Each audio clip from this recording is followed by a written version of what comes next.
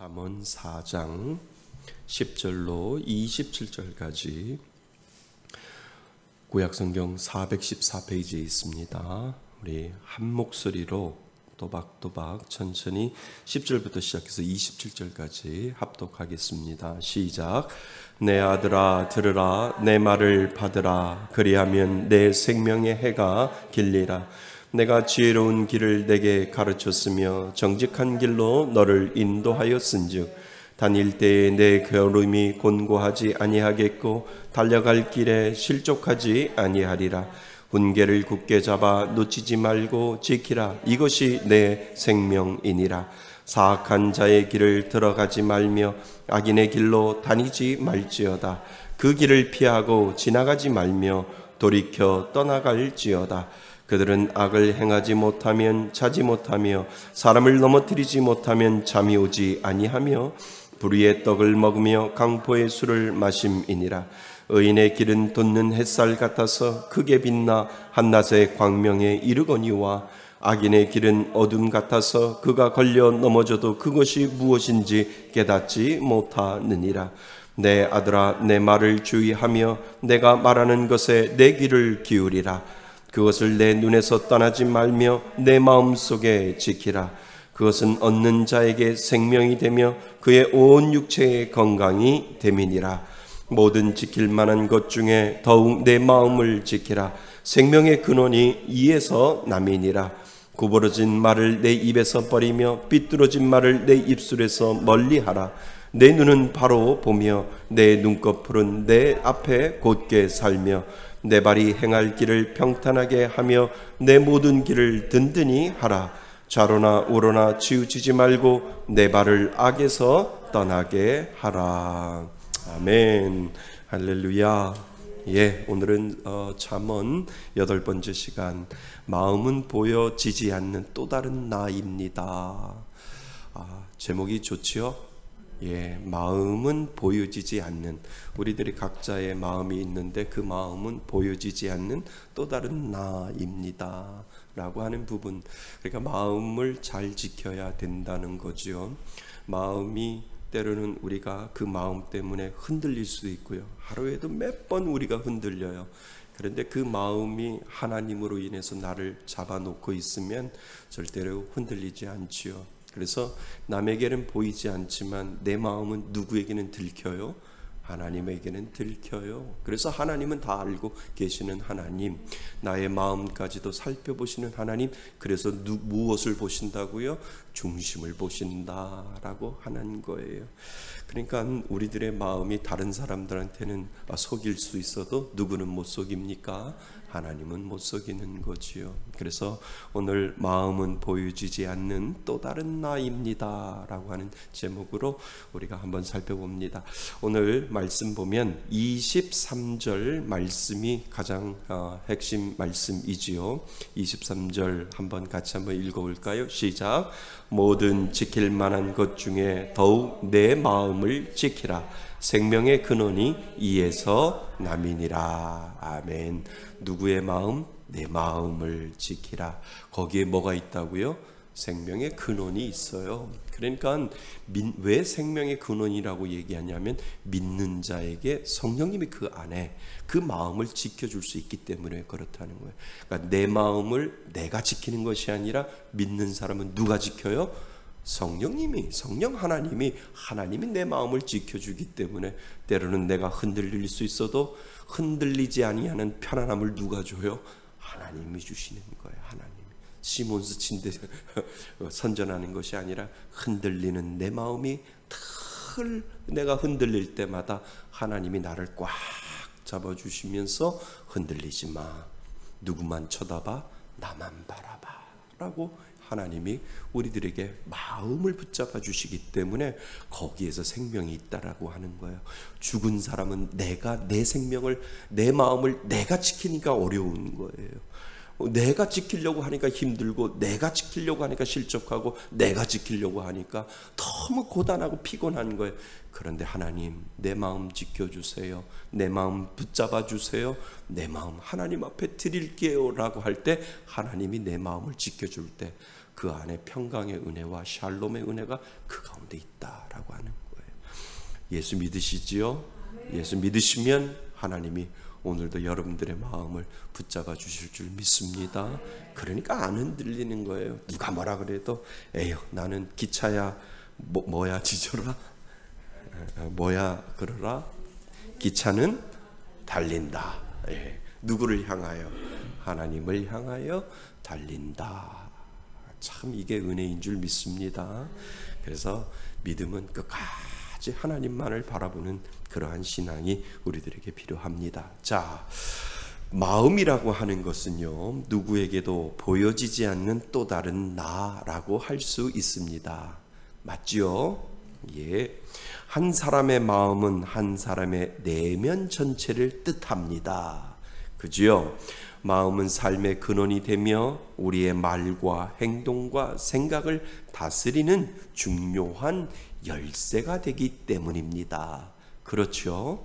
우리들의 마음 가운데 우리들의 이 마음이 어떠한 마음이냐 하면 그 마음이 말로 나오고 그 마음이 행동으로 나오고 그 마음이 생각으로 나온다라고 하는 것을 이 솔로몬은 우리들에게 지금 이야기를 해주는 거예요. 그러니까 자기가 인생을 살아보니까 야 마음을 지키지 못하니까 내가 저 사람한테 나쁜 짓 하고 싶고 내가 저 사람을 뭔가를 해를 하고 싶고 그것이 마음부터 들어온다라고 하는 거예요. 마음이 들어오니까 입술로 범죄하고 마음이 들어오니까 행동으로 범죄하고 마음이 들어오니까 죄를 짓지 아니해도 이미 생각은 죄를 짓게 되더라 라고 이 솔로몬이 사랑하는 아들아 너가 이걸 기억해야 하는데 내 마음을 지켜라 라고 솔로몬이 아들에게 이야기해 주듯이 오늘을 사는 우리들에게도 지금 그것을 이야기해 주고 있다라고 하는 거죠.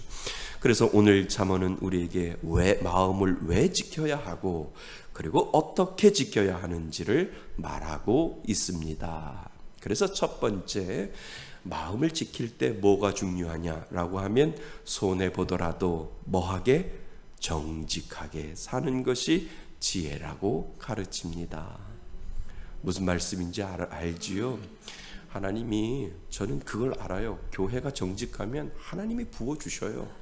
생각해 보세요. 하나님이 정직한 교회와 정직하지 않는 교회 누구를 하나님이 복을 주시겠냐는 거죠. 하나님도 우리의 성정을 가지고 계시잖아요. 그러니까 하나님 앞에 정직하고 하나님 앞에 신실하게 하나님만 바라보면 하나님은 거기에서 복을 내려주신다라고 하는 거예요. 그래서 오늘 첫 번째 이 솔로몬이 우리들에게 이야기하는 손해보더라도 정직하게 사는 것이 지혜의 가르침이다 라고 먼저 10절부터 13절까지 우리들에게 가르쳐주고 있다라고 하는 거예요. 그래서 10절에 보면 내 아들아 들으라 내 말을 받으라 그리하면 내 생명의 해가 길리라 라고 솔로몬이 이야기를 하고 내가 지혜로운 길을 내게 가르쳤으며 정직한 길로 너를 뭐 한다고요? 인도하였은즉 내 마음이 하나님 앞에 바로 서서 정직한 길로 가면 그 마음을 하나님이 지켜주신다라고 이야기를 하고 있다는 겁니다. 자, 그래서 사실 우리의 마음은 손해보는 것을 우리는 싫어해요. 맞지요? 우리 마음이 손해보는 걸 싫어해요. 그래서 손해를 보지 아니하려고 온갖 방법을 우리는 동원을 하지요. 내 자신을 뒤돌아보면 돼요. 사실 손해보면 아깝잖아요. 그래서 손해보는 것을 싫어하고 손해를 보지 아니하려고 온갖 방법을 우리는 동원을 합니다. 그러다 보니까 정직보다 손해보지 아니하라는 것이 뭐 할 경우가 많아요? 앞설 경우가 많아요. 그러니까 손해보지 않으려고 정직보다도 그 손해보지 않으려고 하는 것이 앞설 때가 많이 있어서 정직이 뒤로 빠질 때가 있다라고 하는 거예요. 그런데 지금 솔로몬은 우리들에게 그것보다도 더 중요한 것이 하나님 앞에 내 마음을 지켜서 정직하면 누가 갚아주시리라? 하나님이 갚아주신다라고 하는 거죠. 그래서 우리는 정직하게 살면 손해보는 것이 아니라 생각하는 시대를 우리는 정직하게 살면 손해보는 것이 아니라 생각하는 시대를 우리는 살고 있는데 꼼수를 부리고 그리고 부정회의를 해서라도 뭐하고 출세하고 성공하는 것이 뭐라고 생각해요? 지혜라라고 세상 사람들은 그렇게 생각한다라고 하는 거죠. 하지만 하나님은 분명하게 말씀하십니다. 뭐하게? 정직하게 사는 것이 곧 지혜라 하십니다. 그러니까 누구 앞에 정직해야 해요? 하나님 앞에 정직해야 돼. 이것이 하나님이 주시는 은혜의 길이다라고 하는 거예요. 오늘 임기석 목사님하고 이제 식사를 하면서 왜 임기석 목사님이 너무 요즘 힘들어가지고 이렇게 살이 홀쭉 빠졌다고 그러잖아요. 그래가지고 권사님 한 분이 그 이제 한약을 우리 목사님 교회 찾으시냐고 너무 살이 빠져가지고 한약을 한 대 이렇게 해 오셨다. 그 이불을 들었어요. 이불을. 그래서 야 이거 참 은혜구나. 그러니까 그 권사님이 그 석관동에 가면 장석교회라고 아주 큰 교회가 있어요. 들어보셨어요? 저기 성북구에 저쪽에 가보면 그 광운대학교 옆에 장석교회라고 아주 큰 교회가 있어요. 거기 권사님이셨대요. 거기서 있는데 그때만 해도 그 권사님이 정말 못 살았대요. 그러니까 파출부를 하고 목사님 그 지하 1층도 아니고 지하 2층에서 사셨어요. 지하 2층에서 사시면서 파출부를 하시면서 옛날이니까 그 당시에 그 이렇게 연탄을 밖에 내놓으면 이 불 꺼지지 않는 연탄 있잖아요. 그거를 갖다가 떼우시고 그렇게 하시면서 사셨대. 근데 이 권사님 이제 그 집사 그때는 집사님이시겠죠. 이 권사님이 그 마음속에 파출부를 하면서도 늘 마음속에 목사님을 잘 섬기는 마음이 그 마음속에 있대요. 그러면서도 그 돈은 없지만 그 목사님들, 부목사님들, 담임 목사님들 양복도 해드리고 그러니까 마음이 하나님이 감동이니까 그 감동에 정직하게 순종하면서 많은 그 목사님들을 그렇게 잘 섬겼대요. 그랬더니 사람들이 그렇게 지하에 살면서 뭘 그렇게 생색을 내면서 당신 앞가림이나 잘해. 지하에서 꾸질꾸질하게 그렇게 살지 말고 목사님들한테 그렇게 잘 보이려고 하지 말고 그냥 당신이나 좀 잘해. 이렇게 자꾸 사람들이 손가락질을 하더래요. 그냥 그러든 말든 그냥 내 마음속에 감동이 있을 때마다 교회에 가서 섬기고 교회에 가서 헌신하고 또 목사님을 잘 섬기고 이것을 정직하게 하나님 앞에 열심히 이렇게 섬겼대요. 근데 하나님이 한 방에 해결해 주시더래요. 한 방에. 그 한 방에 해결을 어떻게 해 주시냐면 아들이 여자친구를 사귀었는데 여자친구가 그 당시에 세이콤 아시죠? 세이콤 이 보안경 그 회장님의 둘째 딸을 사귄 거예요. 둘째 딸을 사귀어서 결혼까지 한 거예요. 결혼까지 했더니 그 회장님 둘째 딸이니까 회장님이 그 권사님 우리가 다 알아서 결혼 준비할 테니까 걱정하지 마시라고 귀한 아들 키워주셔서 감사합니다. 근데 사실 아들도 그렇게 좋은 대학을 나온 것도 아니고 그냥 일반 대학 그냥 나와서 그냥 직장 생활 하려고 하는데 그 세이콤 둘째 딸하고 이게 눈이 맞아가지고 너무 잘 된 거예요. 그래가지고 지금 그 당시에만 해도 결혼식 때 다 초청하시라고. 그 장석교회 모든 성도들 다 데리고 오셔도 된다고 그렇게 이야기를 한 거예요. 사람들이 설마 결혼식장에 뭘 저러고 하게. 사람들이 그 장석교회 그 성도들이 다 가서 다 놀랬다는 거예요. 엄청 성대하게 그냥 그 결혼식을 하는데 사람들이 근데 그 결혼식에 누가 왔냐면 세이콤 회장이니까 경찰청장, 서울시장부터 시작해가지고 다 관료직 사람들이 다 오니까 목사님이 와서 주례를 하시는데 벌벌벌 떠시면서 여기 관료들이 다 모이셨네요 할 정도로. 그러면서 그 회장님이 그 장인어른이 저기 장석교회에 성도님들 오셔서 감사하다고 3천만 원을 그 교회에 보냈다는 거예요. 헌금을 보낸 게 아니라 이걸로 맛있는 거 사드리라고 해가지고 그러니까 이분들이 이 권사님 그 지하에 2층에 사셨던 그 권사님을 바라보는 눈이 한 번에 바뀌었다는 거예요. 바뀌었는데 이 아들이 뭐 벤츠에다가, 그 당시에 벤츠니까 뭐 벤츠에다가 장인어른이 시계를 사줬는데 시계가 5,700만 원짜리, 5,700만 원짜리 시계를 3개씩이나, 하나도 아니고 3개씩이나 하나님의 한 방에 그 권사님을 그렇게 만들어 놓으셨다. 그리고 그 아들이 명동에서 가장 요지라고 하는 곳에서 거기에다가 아주 그냥 식당을, 3층짜리 식당을 장인어른이 차려줬다. 대단하죠. 목사님, 그것이 제 2부입니다. 하나님은 하나님 앞에 바로 서고 하나님 앞에 정직하고 하나님 앞에 할 때 인생이 어떻게 바뀔지 몰라, 이것이 기적이라는 거예요 라고 이야기를 하는 거예요. 하나님이 한 번에 바꿔놓으셨다는 거예요. 그리고 그 아들이 이제 미국으로 가서 이민해서 사는데 이번에 이제 며느리하고도 나왔는데 너무 잘한대요.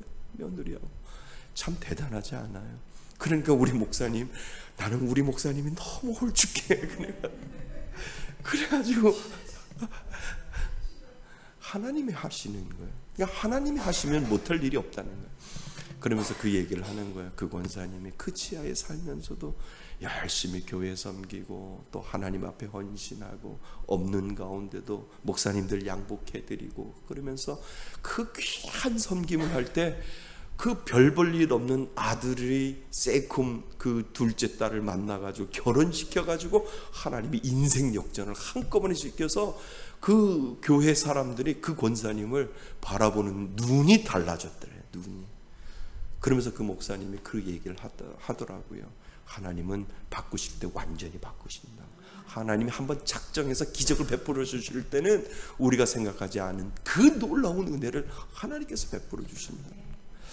이야, 참, 저는 하나님의 정직을 믿습니다. 하나님 앞에 바로 섰을 때 지금도 하나님은 그 은혜를 우리들에게 주신다는 거예요. 네가 사람 보지 아니하고 하나님만 보고 하나님 앞에 정직하게 하나님 앞에 살면, 그리고 하나님을 바라보고 하나님 앞에 바로 설면 내가 하루아침에 바꿔버릴 수 있어 라고 하나님께서 오늘도 우리들에게 약속해 주시는 줄 믿습니다. 이것이 2부래요. 저 오늘 식사하면서 너무너무 이야, 이런 은혜도 있구나. 목사님, 이게 기적이지 뭐가 기적이겠어요. 이렇게 이야기를 하는 거예요. 참 감사하지요. 그래서 정직하게 사는 것이 곧 지혜라고 오늘 우리들에게 가르쳐 줍니다. 그렇다면 악한 길에서 떠나 지혜, 말씀으로 살아가는 사람이 누릴 수 있는 유익은 무엇일까요? 우리가 잊지 말아야 할 것은 하나님은 선하고 신실하신 분이며 사랑하는 자녀에게 필요한 것을 넉넉히 공급해 주시는 은혜로운 분이시다라는 것을 결코 우리는 잊어서는 안 됩니다.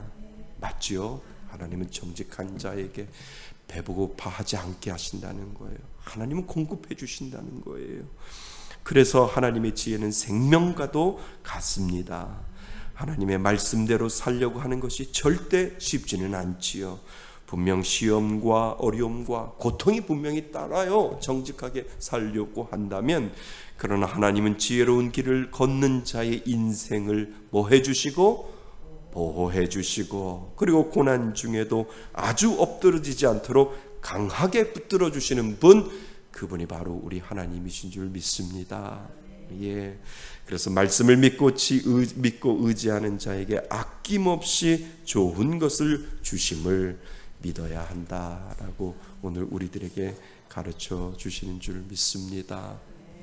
그래서요, 사람 보지 마세요. 그냥 나는 묵묵히 하나님이 주시는 하나님만 바라보며 정직하게 하나님을 향해서 걸어가겠습니다. 이것이 믿음의 길이라고 하는 거죠. 이것이 우리들에게 주신 하나님의 길이에요.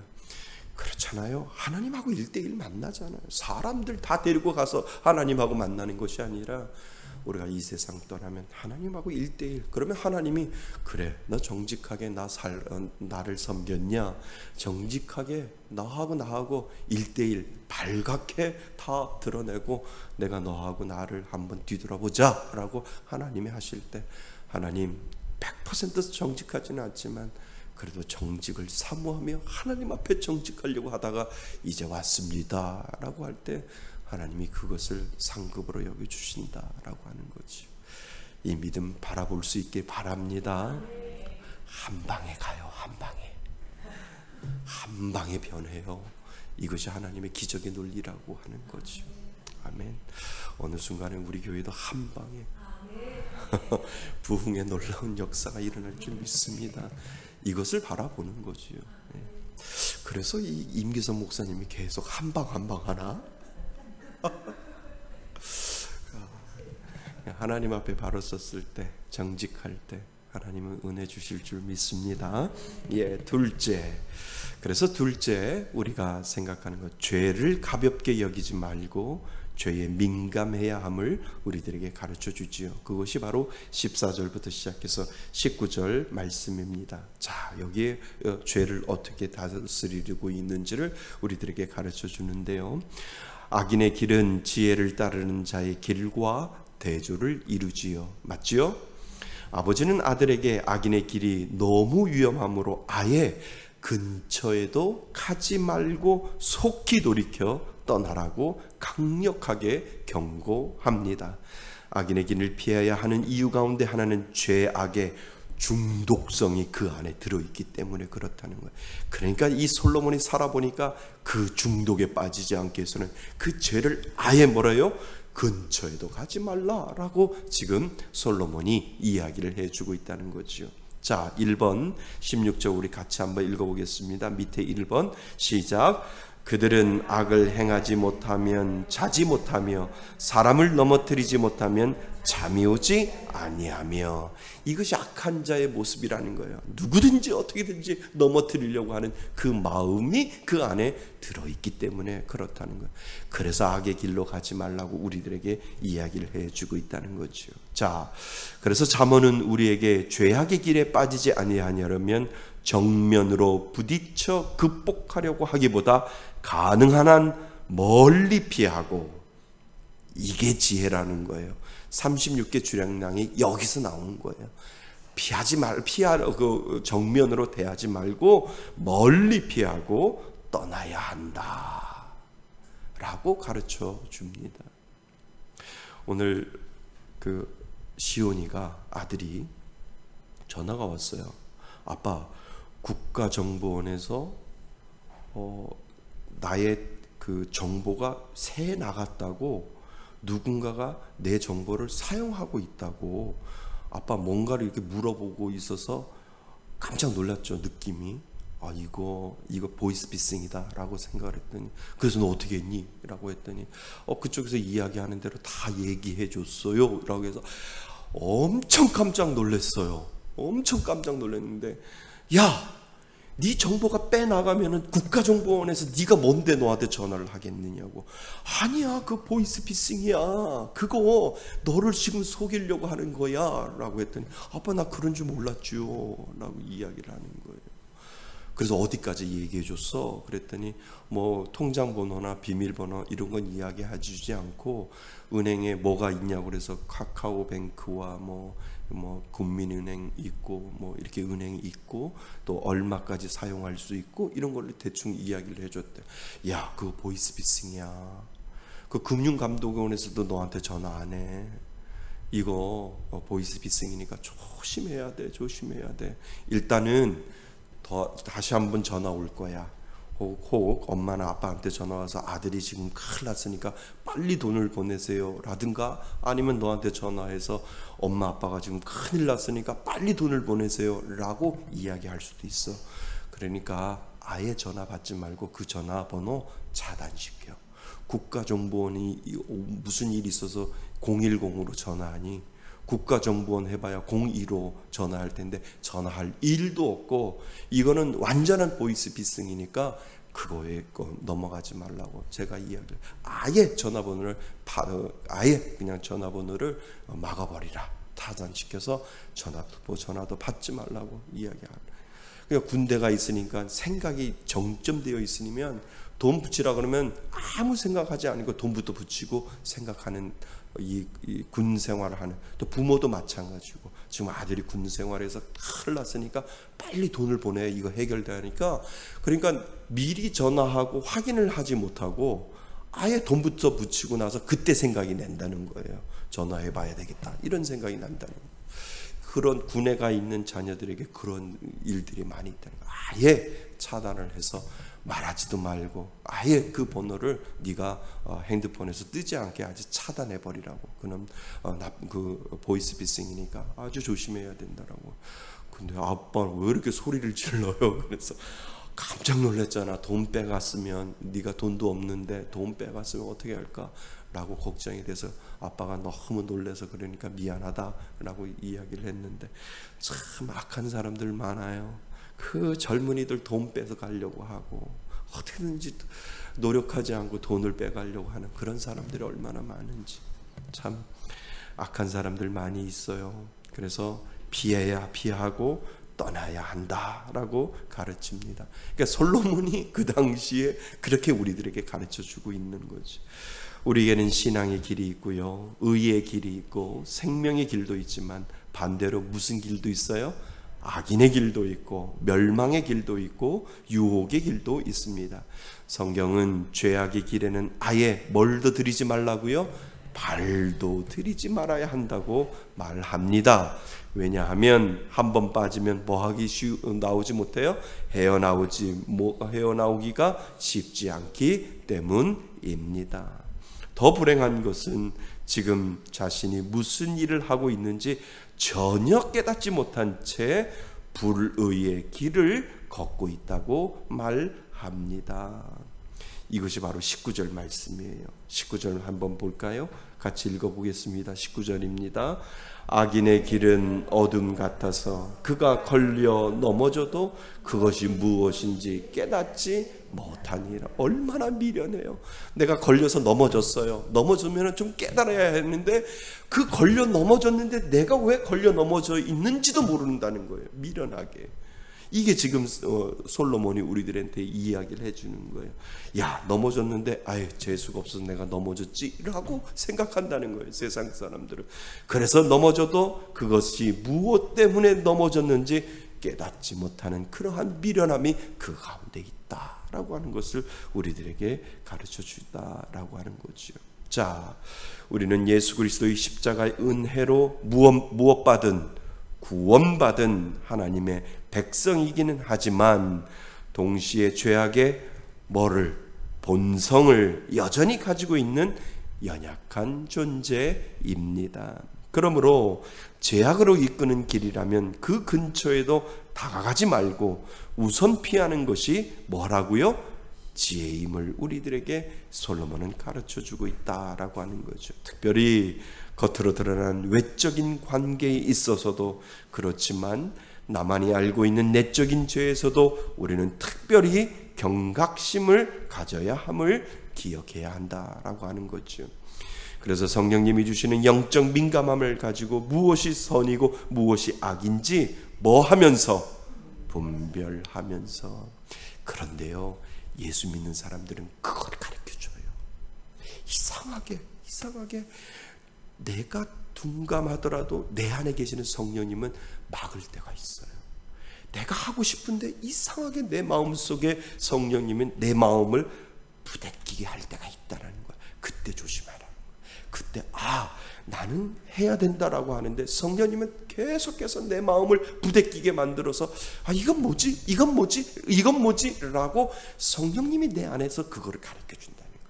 그때 점검하고 그때 뒤돌아보고 그때 기도하고 그때 하나님 앞에 얘기할 때 어느 순간에 그거였구나 라고 하는 것을 하나님이 우리들에게 가르쳐 준다는 거예요. 그러니까 성령님, 정말 예수 믿는 사람들에게는 성령님이 내가 때로는 육신의 연약함으로 인하여 둔감하더라도 내 안에 계시는 성령님은 민감하게 나를 반응시켜 놓는다는 거죠. 이것이 바로 믿는 사람들에게 은혜라는 거예요. 내가 가는데 이상하게 가고 싶지 않을 때가 있다는 거예요. 그렇잖아요. 그러니까 옛날에 제가 그런 얘기 했잖아요. 버스를 타고 시골길을 가는데 웬 그 교회 다니는 여자 집사님이 그 산길에서 내려야 된다는 거예요. 나 내려주세요. 내려주세요. 나 여기서 내려야 돼요. 아니 아줌마, 지금 이 밤에 왜 내리려고 해요? 몰라요. 내리고 싶어요. 내려주세요 라고 했더니 그 밤에 그 버스에서 내렸는데 그 버스가 낭떠러지에서 떨어졌다는 거잖아요. 그 마음이 예수 믿는 사람들에게는 하나님이 그 감동을 주신다는 거예요. 때로는 위험을 피할 수 있는 은혜를 주시고, 때로는 영적인 감각으로 인해서 마음이 부대끼게 만들어서 그 부대낌을 통해서 내가 순종하게 만들도록 하나님은 나를 몰아칠 때가 있다라고 하는 거예요. 그 버스가 낭떠러지로 떨어질 줄 누가 알았냐는 거죠. 그런데 성령님이 너는 여기에서 이 죽음을 넘어가야 돼.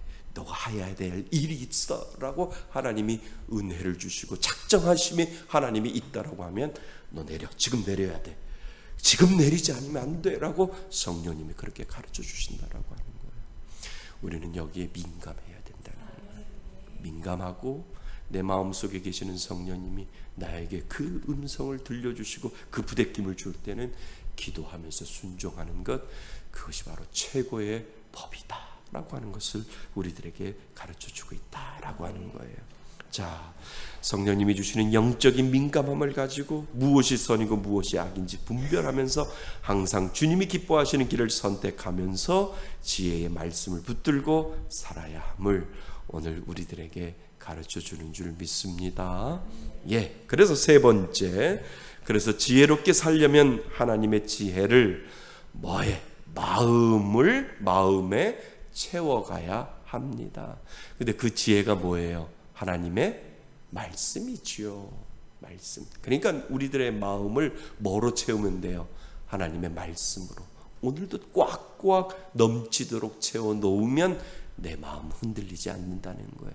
내 마음 사단에게 빼앗기지 아니하고 내 마음 하나님 앞에 바로 서서 말씀으로 채워 놓으면 어떠한 것에도 내 마음 흔들리지 않는다라고 하는 그 지혜를 우리들에게 가르쳐 주고 있다는 거죠. 그래서 20절부터 27절에 솔로몬은 이야기하는 거예요.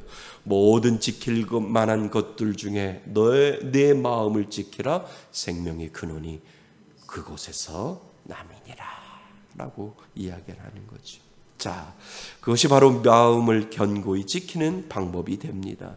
지혜로운 삶을 따르기 위해서는 우리는 인체의 모든 기관을 뭐 해야 돼요?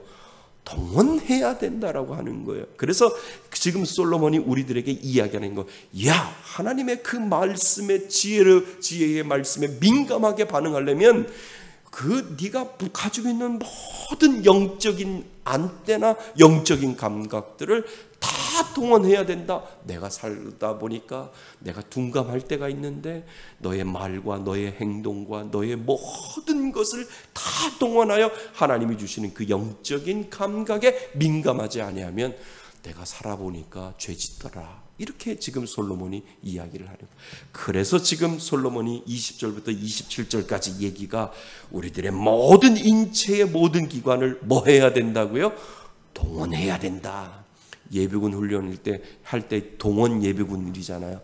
다 모여서 훈련하듯이 너가 가지고 있는 그 영적인 감각의 모든 인체의 부분을 다 동원해서 하나님이 주시는 그 말씀에 민감하게 깨어있지 아니하면 너는 죄를 이길 수 없어 라고 우리들에게 가르쳐 준다는 거죠. 그래서 우리의 귀도 중요하고, 그리고 뭐도 중요해요? 눈도, 그리고 뭐도? 마음도, 그리고 입도, 입술도, 발, 그리고 찡그림, 표정, 웃음 등 우리 마음을 빼앗기지 아니하면 우리 마음에 하나님의 말씀을 채워넣는 것이 최우선의 방법이다라고 하는 것을 우리들에게 가르쳐주고 있다는 거예요.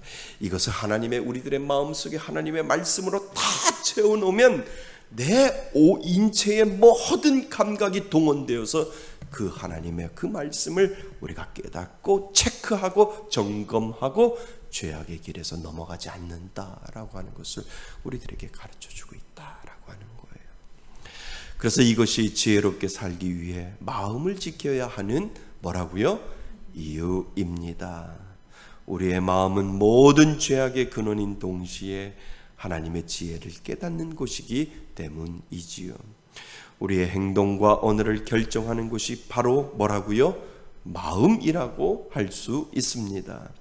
우리의 마음이 정결하고 깨끗할 때 우리의 눈과 귀가 새로워지고 입술의 언어가 깨끗해집니다. 맞죠? 그래서 우리의 모든 행동은 마음으로부터 나오게 되는 것을 가르쳐 주지요. 그러기에 우리가 해야 할 일은 먼저 자신의 마음을 지키는 것입니다. 사람의 마음이 무엇으로 채워져 있는지가 참으로 중요하지요. 그래서 말씀이 중요하다라고 하는 것을 우리에게 가르쳐 줍니다. 노아 시대 때에는 사람들이 마음의 포악함과 죄악이 가득했고요. 그지요? 그 다음 사다 시대에는 하나님보다 자기 자신이 뭐 했고요? 가득했어요. 다시 한번요. 노아 시대 때에는 사람의 마음에 뭐가?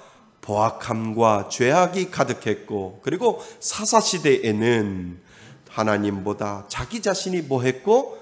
가득했고, 그리고 에레미야 시대 때에는 우상 숭배, 사상이 가득했기 때문에 하나님이 그 마음속에 가득 채워진 것이 아니라 자기 자신과 죄와 그리고 우상들이 그 가운데 가득 찼을 때 그것은 죄의 길밖에 없음을 우리들에게 가르쳐주고 있다라고 하는 거죠. 그래서 마음은 한 사람의 내면 전체를 뜻합니다.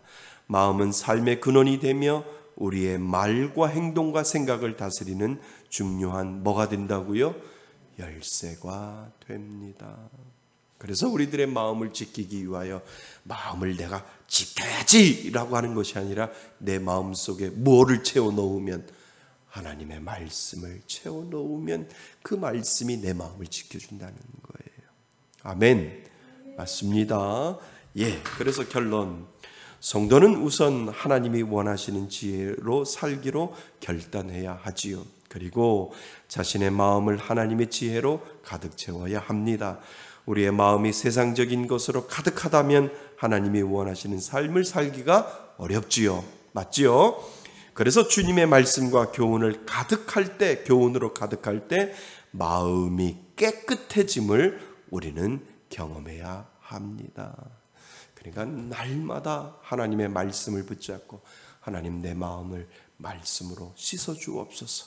내 마음속에 죄악된 마음이 있을 때 하나님 말씀으로 내 마음을 정결케 하여 주셔서 내 마음을 붙잡아 주옵소서라고 하는 그 기도의 고백이 매일같이 우리들 가운데 그 마음을 정화시키지 아니하면 하나님 앞에 우리는 죄인으로 살 수밖에 없는 것을 우리들에게 지금 가르쳐주고 있다는 겁니다. 그래서 마음이 정결하며 몸의 모든 부분이 정결하게 됩니다. 무엇보다 생명의 근원이신 예수 그리스도를 마음의 주인으로 모시고 그분의 인도하심대로 뭐하며? 순종하며 다른 곳에 한눈 팔지 말고 살아야 함을 우리는 오늘도 배우게 되지요. 아멘. 우리가 짓는, 마음으로 짓는 죄들이 얼마나 많은데요. 그렇잖아요. 그래서 마음은 우리들에게 또 다른, 보여지지 아니하는 또 다른 나라고 하는 거예요. 그러니까 나 혼자 있을 때 나가 진짜 나라니까요. 다른 사람들한테 보여지는 나가 아니라 나 혼자 골방에 있었을 때 내 마음속에 무슨 생각이 들어 있는지 그 나가 나라니까요. 그래서 그 나를 지키기 위해서는 내가 그 마음 가운데 하나님의 말씀으로, 하나님 말씀 없으면 나의 본성은 죄가 드러날 수밖에 없어요. 하나님 말씀이 없으면 내 안에 죄가 내 안에 분명히 있음을 고백합니다. 하나님의 말씀으로 나를 채워 주옵소서라고 하는 그 믿음의 고백이 우리들 가운데 나 혼자 있을 때 그것이 필요하다라고 하는 거예요. 그것이 목사라고 별거 아니에요. 장로라고, 안수집사라고, 권사라고 아니에요. 직분이 그게 아니라 오늘 책상에 앉아 있어도 하나님 나 혼자 있을 때 나가 나입니다 라고 이 목사도 날마다 하나님 앞에 말씀으로 무장하고 기도하지 아니하면 죄가 들어온다니까요. 아이고 이걸 어떻게 할까라고 하는 죄가 쓱 들어와서 여기에서 뭐를 틀어요? 쭉 해서 눈구렁이처럼 쭉 따라가는. 그러니까 오늘도 하나님 말씀으로 정결케 하셔서 살아갈 수 있게 해달라고. 그러니까 매일 나를 하나님이 새 날을 주신 이유가 그거예요. 오늘도 새롭게 하여 주옵소서. 새스른 새부대에 오늘도 새롭게 하여 주옵소서라고 하지 아니하면 우리는 죄가 우리 안에 딱 자리 잡고 있어서 나의 마음을 붙잡고 있다라고 하는 거예요. 흔들리지 아니하면. 우리는 하나님의 말씀을 우리들의 마음을 지켜야 될 줄 믿습니다. 그 마음으로 하나님 앞에 늘 바로 서 나가는 저와 여러분이 되시기를 주님의 이름으로 축원드립니다. 우리